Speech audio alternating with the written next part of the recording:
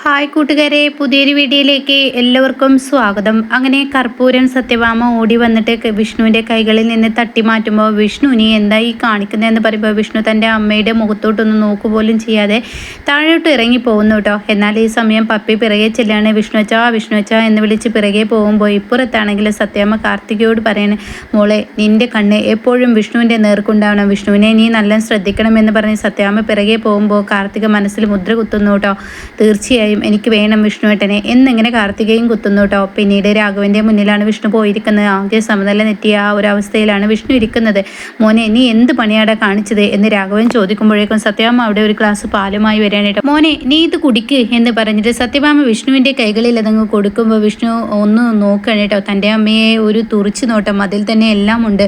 എന്നാൽ സത്യഭാമ ഒട്ടും പിന്നോട്ട് വെക്കാൻ തയ്യാറാവില്ല. വിഷ്ണു നീ ഇത് കുടിക്ക് മോനെ, സമാധാനത്തോടു കൂടി നീ ഇത് കുടിക്കടാ, നിൻ്റെ ചൂടൊന്ന് തണുക്കട്ടെ എന്നിങ്ങനെ പറയുമ്പോൾ ഉടൻ തന്നെ രാഘവൻ പറയാണ്, മകനെ തിളപ്പിച്ചിട്ട് ഇനി ചൂട് തണുക്കട്ടെ എന്ന് പറഞ്ഞ് ഇനി കൊടുക്കാൻ നിൽക്കണ്ട എന്ന് പറഞ്ഞ ഉടൻ തന്നെ അവിടെ സത്യഭാമക്ക് അങ്ങ് ദേഷ്യം പിടിക്കാൻ കേട്ടോ. മതി നിങ്ങൾ നിർത്ത്, അല്ല നീ നിൻ്റെ മകനെ ഇത്രയും ദിവസം കൊല്ലും കൊണ്ട് ഇരിക്കല്ലേ, പിന്നെ എന്തിനാ പാല് കൊടുത്ത് തണുപ്പിക്കുന്നത് എന്ന് ചോദിക്കാനായിട്ട് അത് കേൾക്കുന്ന വിഷ്ണു പറയണം, ഒന്ന് നിർത്തുന്നുണ്ടോ എന്ന് പറയുമ്പോഴേക്കും സത്യഭാമ പറയണേ, അങ്ങനെ അങ്ങ് നിർത്താൻ പാടില്ല, കാരണം എന്നും നിങ്ങൾ എന്നെ ഓരോ തറുതല പറയാറുണ്ടെങ്കിലും ഇത്തവണ പറഞ്ഞത് എനിക്ക് അത്ര മനസ്സിൽ പുറത്തു തരാൻ കഴിയില്ല, എനിക്ക് ക്ഷമിക്കാൻ കഴിയില്ല. അതുകൊണ്ട് തന്നെ നിങ്ങളോട് ഞാനൊരു കാര്യം ചോദിക്കട്ടെ, എൻ്റെ മകനെ ഞാൻ കൊല്ലുക എന്നോ ഇഞ്ചി ഇഞ്ചിയായി കൊല്ലുക എന്നോ അത് നിങ്ങൾക്ക് പറയാം, നോക്കി നിൽക്കുന്നവർക്കും പറയാം.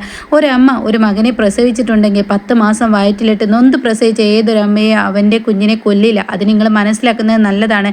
എൻ്റെ മകനെ വളർത്തി വലുതാക്കിയതും അവൻ്റെ ഓരോ ചുവടുകളും നോക്കിയതും ഒക്കെ എനിക്കേ അറിയുള്ളൂ, നിങ്ങൾക്കറിയില്ല എന്നൊക്കെ പറഞ്ഞ് സത്യഭാമയുടെ മുന്നിൽ അങ്ങ് പറയുന്ന സമയത്ത് സത്യഭാമ ഇതൊക്കെ പറയുന്ന വാക്കുകൾ കേട്ട് രാഘവൻ പറയണേ, മതി നിർത്ത്, എന്ത് പറഞ്ഞാലും ഒരു കഥയുണ്ടല്ലോ, 10 മാസം പ്രസവിച്ചതും 10 മാസം നൊന്തതും 10 മാസം വയറ്റിലിട്ട കഥയൊക്കെ മതി, അത് കേട്ട് മടുത്തോ. എന്നാൽ ഒരച്ഛനും കുറച്ച് കടമകളൊക്കെ ഉണ്ട്, നിങ്ങൾ സ്ത്രീകൾക്ക് മാത്രമുള്ള കടമകളൊന്നുമല്ല. ഒരച്ഛന് ആ കുഞ്ഞ് വളർന്നത് മുതൽ അതിനെ തോളിലിട്ടും നെഞ്ചത്തിട്ടും അപ്പിയും അതുപോലെ മൂത്രവും ഒക്കെ എല്ലാം ഞാനും ചെയ്തിട്ടുണ്ട് എന്നൊക്കെ ഇങ്ങനെ രാഘവൻ പറയുമ്പോഴേക്കും വിഷ്ണുവിനെ അങ്ങ് ദേഷ്യം വരികയാണ് കേട്ടോ. അമ്മ എന്താ പറഞ്ഞത്, കൃതാർത്ഥന എന്തെന്ന് പറഞ്ഞല്ലോ അമ്മ, എന്തോ ഒരു വാക്ക് ഉപയോഗിച്ചല്ലോ, ആ കണക്കുകളൊക്കെ നിർത്തിയേക്ക്, എനിക്ക് മതിയായി, മടുത്തു, നിങ്ങളുടെ 2 പേരെയും വളർത്തി വലുതാക്കിയ കണക്ക് പറച്ചില്ലേ. എന്തായാലും അതിനൊക്കെ നിങ്ങളോട് ഒരുപാട് നന്ദിയുണ്ട്. എന്നെ വളർത്തി വലുതാക്കി ഇന്ന് ഈ ലെവലിലെത്തി വിദ്യാഭ്യാസം എനിക്ക് വേണ്ട സൗകര്യങ്ങളൊക്കെ ചെയ്തു തന്നെ നിങ്ങൾ എന്നെ വളർത്തിയതിന് നന്ദി ഞാൻ തന്നെ പറയുന്നു. എന്നാൽ നിങ്ങളുടെ സംസാരം ഒന്ന് നിർത്തുന്നുണ്ടോ? ഇനി വിഷ്ണു സ്വയം തീരുമാനമെടുക്കുന്നു. ഇതുവരെ നിങ്ങളുടെ വാക്കുകൾ കേട്ടിട്ടല്ലേ മുന്നോട്ടും നീങ്ങിയിരുന്നത്. എന്നാൽ ഇനി വിഷ്ണു അങ്ങനെയല്ല, വിഷ്ണു സ്വയം തീരുമാനമെടുക്കുന്നു എന്ന് പറഞ്ഞിട്ട് വിഷ്ണു അവിടെ നിന്നും പോകുമ്പോൾ ശ്യാമ മുകളിൽ നിൽക്കുന്നുണ്ട് കേട്ടോ. പക്ഷേ ശ്യാമയെ ആരും കാണുന്നില്ല. അങ്ങനെ സത്യഭാമ ദേഷ്യം പിടിച്ചിട്ട് അങ്ങ് മുകളിലോട്ട് പോകുമ്പോഴേക്കും ശ്യാമ അവിടെ നിന്ന് ഓടിപ്പോകുന്നു. എന്നാൽ കാർത്തിക ഒന്ന് പേടിക്കുന്നു കേട്ടോ. ഈശ്വര പെട്ടല്ലോ എന്ന ഭാവത്തിൽ കാർത്തിക നിൽക്കുന്നു. ഇതേ സമയം കാർത്തിക അങ്ങ് പേടിച്ച് നിൽക്കുമ്പോൾ വിഷ്ണു പുറത്ത് നിൽക്കുകയാണ്. വിഷ്ണു ഇങ്ങനെ പോയാൽ ശരിയാവില്ല, എൻ്റെ ശാലിനിയോടാണ് ഞാൻ തെറ്റ് ചെയ്തിരിക്കുന്നത്, എൻ്റെ ശാലിനിയോട് എല്ലാ സത്യങ്ങളും തുറന്ന് പറയണം, ഇനി എൻ്റെ മനസ്സിൽ കൂട്ടിവെക്കുന്നതിൽ അർത്ഥമില്ല, അവളെ കരയിപ്പിക്കാൻ പാടില്ല, അവളോട് കാര്യങ്ങൾ പറയണമെന്ന് വിഷ്ണു മനസ്സിൽ കുറിക്കുമ്പോൾ ഇപ്പുറത്ത് ശാലിനി ആണെങ്കിൽ ഒരുതരം മരവിച്ചത് അവസ്ഥ പോലെ ഒരു ഇരുത്തം ഇരിക്കുമ്പോൾ ഉടൻ തന്നെ ശാരദാമ്മ വന്നിട്ട് പറയാം, മോളെ എന്ത് ഇരുത്തമാടി നീ ഇരിക്കുന്നത്, ഈ ഇരുത്തം കണ്ട് ദൈവങ്ങൾ പോലും താഴോട്ട് ഇറങ്ങി വരും, എന്തിനാണ് നീ ഇങ്ങനെയൊക്കെ കാട്ടിക്കൂട്ടുന്നത്, നീ എന്ത് ഇരുത്തം ഇരുന്നാലും ഇതിൻ്റെയൊക്കെ പിറകിൽ നീയാണ് തെറ്റ് ചെയ്തത്, ഒരു ദൈവത്തിനെയും ഒന്നും പറയണ്ട എന്ന് പറയുമ്പോൾ ഇതൊക്കെ എൻ്റെ വിധിയാണ്, ദൈവം എനിക്ക് വെക്കുന്ന ഓരോ വിധികളാണെന്ന് പറയുമ്പോൾ വിധിയെയും ദൈവത്തെയും നീ കുറ്റപ്പെടുത്തി സംസാരിക്കണ്ട, ഇതൊക്കെ നീ വരുത്തി തീർത്ത വിനയാണ് എന്നിങ്ങനെ പറയാനായിട്ട് അപ്പം അത് കേൾക്കുന്ന ശാലിനി പറയണേ, അമ്മ എന്താ ഈ പറയുന്നത്, അമ്മ എന്നെ കുറ്റപ്പെടുത്താതെ ഞാൻ എന്താ ഇനി വേണ്ടത്, ഞാൻ ചാവണോ എന്നൊക്കെ ചോദിക്കുമ്പോൾ ഉടൻ തന്നെ മോളെ നീ നിൽക്കടി, ഞാനൊന്ന് പറയട്ടെ, സമാധാനത്തോടു കൂടി ഞാൻ പറയുന്നതെന്ന് കേൾക്ക്, ഇതൊക്കെ നീ വരുത്തി വെച്ചതല്ലേ, നീ സ്വയം ഏറ്റെടുത്തതല്ലേ, നീ ഒറ്റയ്ക്കെല്ലാം തരണം ചെയ്യാനൊരു കഴിവുണ്ട് തനിക്കുണ്ട് എന്ന ഒരു തോന്നൽ കൊണ്ട് ഉണ്ടാക്കിയതല്ലേ എന്ന് പറയുമ്പോൾ അവിടെ നിന്ന് ദേഷ്യം പിടിച്ച് ഷാനിങ് പോവാനേട്ടാ. എന്നാൽ ഈ സമയം ഗോപാലിനെയാണ് കാണിക്കുന്നത്. ഗോപാലൻ ഇങ്ങനെ കുറിപ്പിനോട് സംസാരിക്കണം, അങ്ങനെ ആ സത്യഭാമ എന്ന് പറയുന്ന രാക്ഷസി യക്ഷി ഭദ്രകാളിയെ അങ്ങനെ വെറുതെ വിടാൻ പാടില്ല, അവരെ ചോദ്യം ചെയ്യണം. തീർച്ചയായും അവരുടെ മകൻ എൻ്റെ മകളെ കല്യാണം കഴിച്ച് വേറൊരു വിവാഹത്തിനോട്ട് മുതിരുമ്പോൾ നിയമപരമായി അത് നിൽക്കുമ്പോൾ ആ സത്യഭാമയെ എന്ന് തന്നെ അറസ്റ്റ് ചെയ്യിക്കണം, അവരെ അഴി എണ്ണിയാൽ അവരുടെ ആ ജാടയും അഹങ്കാരമൊക്കെ മാറുകയുള്ളൂ എന്ന് പറഞ്ഞിട്ട് പുറത്തോട്ട് വരുന്ന സമയത്ത് ഉമ്മറത്ത് സത്യ ഇരിക്കുന്നുണ്ട് കേട്ടോ. സത്യ മൊബൈൽ ഇങ്ങനെ ഇരിക്കുകയാണ്. അപ്പോൾ ശാലിനി ആണെങ്കിലോ വിതുമ്പുന്ന മനസ്സുമായാണ് വരുന്നത്. കണ്ണിൽ നിന്നും ചോരത്തുള്ളികൾ വീഴുന്നത് പോലെ തൻ്റെ സങ്കടം മനസ്സിലാക്കാൻ ആരും കഴിയുന്നില്ലല്ലോ എന്ന ഭാവത്തിൽ നിൽക്കുമ്പോൾ ശാരദാമ്മ അവിടെ എത്തുമ്പോൾ കാണുന്ന കാഴ്ച സത്യയായിരിക്കും. അങ്ങനെ സത്യയുടെ അടുത്തോട്ട് എന്നിട്ട് കുഞ്ഞിനോട് പറയണം, മോളെ നീ അകത്ത് പോയി കളിക്കുക, ഇവിടെ നിന്ന് പോ എന്ന് പറയുമ്പോൾ കുഞ്ഞ് ശരി എന്ന് പറയണ്ട. ഇതേ സമയം മോളെ ഞാനൊന്ന് പറയട്ടെ. വേണ്ട പറയണ്ട, അമ്മ പറയുന്നത് എനിക്ക് മനസ്സിലാവും. 2 കുഞ്ഞുങ്ങളുടെ അമ്മയാണ് ഞാൻ എല്ലാം തുറന്ന് പറഞ്ഞൂടെ എന്നൊക്കെയല്ലേ അമ്മ ഉദ്ദേശിക്കുന്നത്. അപ്പോൾ ചോദിച്ച സമയത്ത് തുറന്ന് പറഞ്ഞൂടെ. എന്നാൽ അമ്മ ഒന്ന് ഓർക്കണം, ഒരു ഭാഗത്ത് എൻ്റെ മകൾ സത്യയാണെങ്കിൽ മറുഭാഗത്ത് എൻ്റെ അനിയത്തി ശ്യാമയാണെന്ന് പറയണട്ടോ. എടി ആയിരിക്കാം, എല്ലാം ആയിരിക്കാം. നീ ഒരു കാര്യം ചിന്തിക്കുക, നീ 2 കുഞ്ഞുങ്ങളെ നൊന്ത് പ്രസവിച്ച ഒരു അമ്മയാടി നീ. അത് നീ മനസ്സിലാക്കടി. ആ അമ്മയുടെ ഉത്തരവാദിത്തം നീ ചെയ്യേണ്ടത് നീ ചെയ്യണം. നീ എല്ലാ സത്യങ്ങളും മറച്ചു വെച്ചോ. നിൻ്റെ അനിയത്തിക്കും നിൻ്റെ ഈ പറയുന്ന കുഞ്ഞിനും വേണ്ടി എല്ലാം ചെയ്തു. പക്ഷെ നിന്റെ ജീവിതം വഴിയാധാരമാക്കിയല്ല നീ ചെയ്യുന്നത്. ഈ അമ്മയുടെ വാക്കുകൾക്ക് നീ വല്ല മൂല്യവും കൽപ്പിക്കുന്നുണ്ടോ? അമ്മ പറയട്ടെ നിന്നോടെന്ന് പറയുമ്പോൾ എന്താ അമ്മേ ഞാൻ വേണ്ടതേ എന്ന് ചോദിക്കുകയാണ്.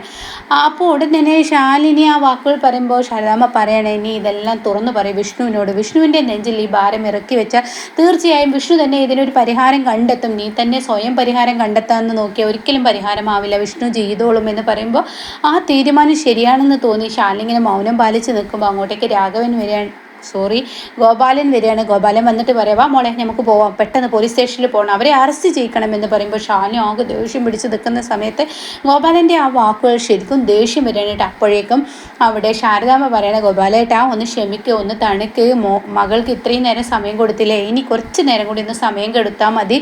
അവളുടെ തെറ്റ് അവൾ തിരിച്ചറിയുന്നുണ്ട്, അതുകൊണ്ട് അവൾ ആ തെറ്റ് തിരുത്തും, അത് ആദ്യം നോക്കാം, എന്നിട്ടാവാം പോലീസ് സ്റ്റേഷൻ എന്ന് പറയുന്നുണ്ട്. അപ്പോഴേക്കും കുറിപ്പ് സാറ് DGPക്ക് വിളിച്ച് അവർ വിളിക്കുകയാണ് കേട്ടോ. അങ്ങനെ ഗോപാലൻ ആ ഫോണുമായി പോകുന്നു. എന്നാൽ ഈ സമയം ഇങ്ങനെ ശാലിനി തീരുമാനമെടുക്കുകയാണ് തീർച്ചയായും വിഷ്ണുവിനെ കാണണമെന്ന്. അപ്പോൾ വിഷ്ണു ആണെങ്കിൽ വാട്സപ്പിൽ ഒരു മെസ്സേജ് വിട്ടിട്ടുണ്ടാവും, തന്നെ എനിക്ക് കാണണം, നേരിൽ പലതും പറയാനുണ്ടെന്ന് പറയണം. അപ്പോൾ ഉടൻ തന്നെ ശാലിനി പറയണം, ആ ശരി അത് തന്നെയാണ് വേണ്ടത് എന്നിങ്ങനെ ശാലിനി മനസ്സുകൊണ്ട് പറയുന്നു കേട്ടോ. പിന്നീട് വിഷ്ണു വരുന്നു, പിന്നീട് ശാലിനിയെ കാണിക്കുന്നു. അങ്ങനെ അവരുടെ ആ കഴിഞ്ഞ നിമിഷങ്ങളുണ്ടല്ലോ, അതായത് അവർ ആ ലാസ്റ്റ് കണ്ടതും ഫസ്റ്റ് പ്രണയിച്ചതും പിന്നീട് അവർ ഒന്നിച്ചതും പിന്നീട് അവർക്കിടയിൽ കുറുമ്പുകൾ നടത്തിയതും പിന്നീട് സത്യഭാമയുടെ വീട്ടിൽ നിന്ന് ഇറക്കി വിട്ടതും പിന്നീട് എത്രയോ മാസങ്ങൾക്ക് ശേഷം തൻ്റെ ഭാര്യയെ പ്രസവത്തിൻ്റെ അന്നേ ദിവസം ശാലിനിയുടെ അരികിൽ വന്ന് താൻ കരഞ്ഞു പറഞ്ഞ ആ വാക്കുകളെല്ലാം വിഷ്ണുവിൻ്റെയും ശാലിനിയുടെയും ഉള്ളിൽ വരികയാണ്. അങ്ങനെ വിഷ്ണു ശാലിനിയുടെ മുറ്റത്ത് വന്നിറങ്ങാണ് കേട്ടോ. ഇതേ സമയം ശാലിനിയും വിഷ്ണുവും നേരിൽ കാണുന്ന ആ രംഗമാണ്. അപ്പോൾ വിഷ്ണു പറയാണ്, എടോ ഞാൻ പ്രണയിച്ച പെണ്ണിനെ കാണാനാണ് ഞാൻ വന്നത്, ഞാൻ ഇഷ്ടപ്പെട്ട എൻ്റെ പങ്കാളിയാക്കിയ പെണ്ണിനെ കാണാനാണ് ഞാൻ വന്നത് എന്നൊക്കെ വിഷ്ണു പറയുമ്പോൾ തീർച്ചയായും അത് തന്നെയാണ് എന്നിങ്ങനെ ശാലിനിയും പറയാനേട്ടാ. അങ്ങനെ ഇനി സത്യങ്ങൾ തുറന്ന് പറയാൻ ഒരുങ്ങാണ്. അപ്പം എന്തായാലും ഈ കാർത്തികയുടെ കാര്യത്തിൽ തീരുമാനം ഇത് തന്നെ, കല്യാണം മുടങ്ങും. അങ്ങനെയാണ് റീമേക്കിൽ ഉണ്ടാവുന്ന ഹർഷൻ എന്ന് പറയുന്ന ആൾ വരുന്നുണ്ട്, കാർത്തികയുടെ ഭർത്താവ് വരുന്നുണ്ട്. അത് മധുശ്രീ ഒളിപ്പിച്ച് വെച്ച ആ ഒരു ഇതായിരിക്കും, അവന് വരികയാണ്. അവളുടെ കൈകളിൽ നിന്നും രക്ഷപ്പെട്ട് കാർത്തികയുടെ മുന്നിലോട്ട് വരുമ്പോൾ കാർത്തിക പഴയ കാർത്തികയാവും, വിഷ്ണുവിൻ്റെ മനസ്സറിയുന്ന കാർത്തികയായും ശാലിനി എന്ന പാവത്തിൻ്റെ മനസ്സ് തിരിച്ചറിയുന്ന കാർത്തികയാവും രക്ഷകിയായി തന്നെ കാർത്തിക നിന്ന് അവരുടെ വിവാഹം ഇങ്ങനെ നടത്തി കൊടുക്കുന്നൊക്കെ ഉണ്ട് കേട്ടോ. അവരുടെ വിവാഹം വീണ്ടും ഒരു ചടങ്ങ് പോലെ നടത്തുന്നുണ്ട്. പക്ഷെ അതിനിടക്കാണ് ഇനി ഒരു ട്വിസ്റ്റ് വരാനിരിക്കുന്നത് കേട്ടോ. അപ്പോൾ ഇതുപോലെ അപ്കമിങ് റിവ്യൂസും ഡെയിലി റിവ്യൂസൊക്കെ ഈ ചാനലുണ്ടായിരിക്കും. എന്തായാലും ഇനി എല്ലാ സത്യങ്ങളും വിഷ്ണു അറിയാൻ പോവാണ് ശാരദാമ്മ ആദ്യം പറയുന്നത്. അപ്പോൾ എന്തായാലും ശാരദാമ്മ ഈ സത്യങ്ങൾ പറയുമ്പോൾ വിഷ്ണുവിന് താങ്ങാനാവില്ല. അപ്പോഴേക്കും സത്യഭാമക്ക് കാലം കരുതി വെച്ച ശിക്ഷ കിട്ടുന്ന ആ ഒരു സീനാണ് കേട്ടോ.